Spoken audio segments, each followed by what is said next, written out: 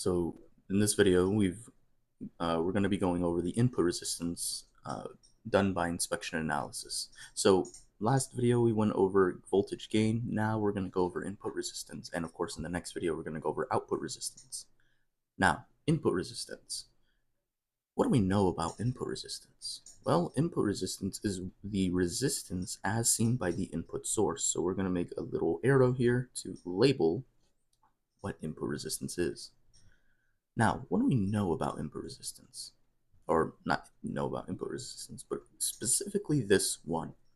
Well, the first thing that this input resistance is seeing is, I'll redraw this here. We have a voltage source, and on that node, we have R1 connected from that node to ground, and we also have on that node R2 connected to that node connected to ground. Now we also have this BJT, and we'll call this like some sort of device.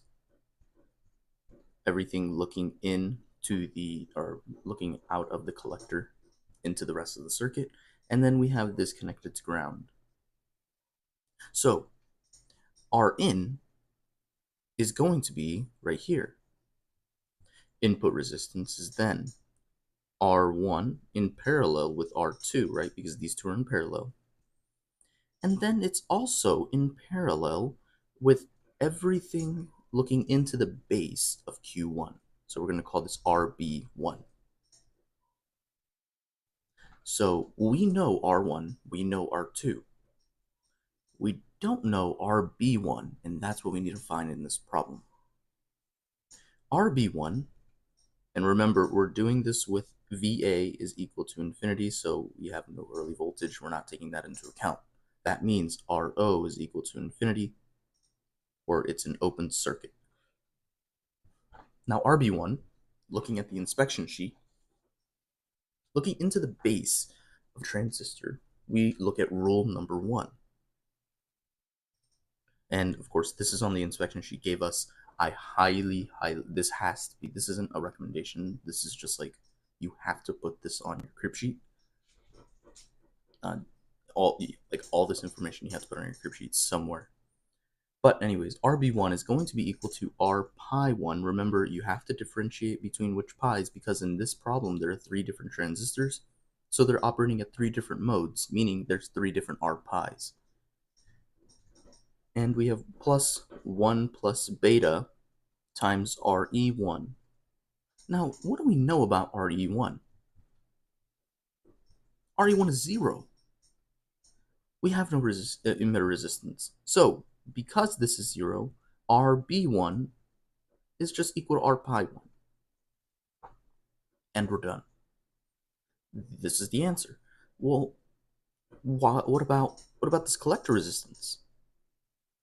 It doesn't matter. When we look into the base of a transistor, we're only worrying about RE, the emitter resistance, and this is only for early voltage. If you do not have early voltage taken into account.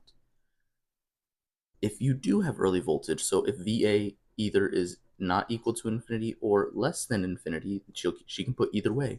You have to take early voltage into account. That equation uses RC, so you would have to find the collector resistance. That's for another video, but finally, the answer for Rin that you would put on your paper is R1 in parallel with R2 in parallel with R pi 1. And that would be your answer. So hopefully this was definitely a quick video. I didn't really think that it would be a quick video, to be honest, seeing this entire circuit, but that comes to show you, if you know how to use the equations, it can be a very quick question. I recommend for input resistance to redraw your circuit out something like this, and then keep drawing those input resistance and keep redrawing your circuits, at least until you get the hang of it. Whenever you're starting, it's very important that you understand where all these resistances are coming from and what they look like in your circuit with respect to everything else. When you get good enough, you can then kind of just look at it, draw these arrows here. You see RC, RC here, RE3 here. You can start drawing those arrows and then just saying what those are based on your inspection analysis sheet. But for now, please get comfortable redrawing your circuit so you can see it. But anyways, hopefully this helped. If y'all have any questions, please let me know. In the next video, we're going to be going over output resistance.